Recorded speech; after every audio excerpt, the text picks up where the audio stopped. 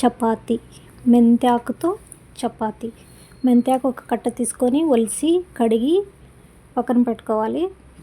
కడిగి పెట్టుకున్న తర్వాత అది చిన్నదిగా కట్ చేసుకోవాలా.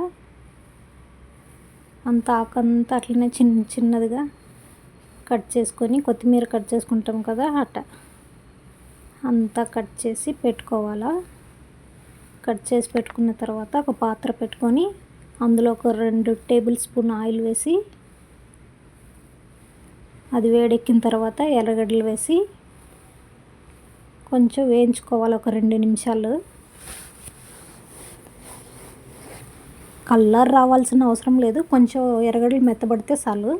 అందులోనే పచ్చిమిరపకాయలు, అల్లం వెల్లుల్లి పేస్ట్ వేసి బాగా కలిపేయాల. అది ఒక 2 నిమిషాలు వేయించుకుంటే సరిపోతుంది. ఉప్పు, పసుపు పొడి, ధనియాల పొడి, గరం మసాలా అది 3 వేసుకొనేసి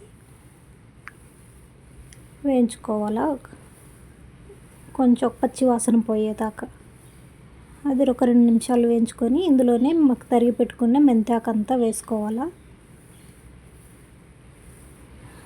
మెంతాకంతా వేసేసి అది కొంచెం స్లోలో పెట్టేసి ఆకంతా మెత్తగా అయ్యేంత వరకు వేయించుకోవాలా. 4-5 మినిట్స్ అయితే సరిపోతుంది. అది వేయించుకొనేసి అంత మెత్తగా అయిపోయేసింది. పక్కన పెట్టుకొని చల్లారిన తర్వాత గోధుమ పిండి వేసి కలుపుకోవాలి. చపాతీ పిండికి ఎట్లా పిసుక్కుంటామో అట్లనే బాగా కొంచెం చూసుకుంటూ కొంచెం నీళ్ళు పోసి బాగా కలిపేయాల.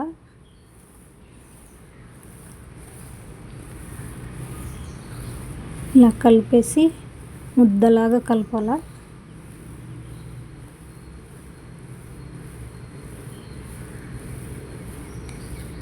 ఇలా కలుపుకున్న తర్వాత ఒక 5 మినిట్స్ పక్కన మూత పెట్టేసి పక్కన పెట్టుకొనేసి తర్వాత చపాతీలు చేసుకోవాలి. ఏ సైజు కావాలంటే ఆ సైజులో చపాతీ రుద్దుకుంటే సరిపోతుంది. చపాతీలన్నీ ఇట్లనే రుద్దేసి ఒక్కొక్కటిగా కాల్చుకోవాలి. నూనె కానీ నెయ్యి కానీ వేసుకొని మీడియం ఫ్లేమ్లో పెట్టుకొని మంట కాల్చుకోవాలి.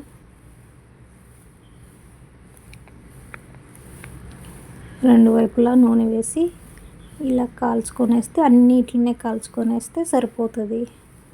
అంతే, చపాతీలు రెడీ. మెంతి చపాతీ.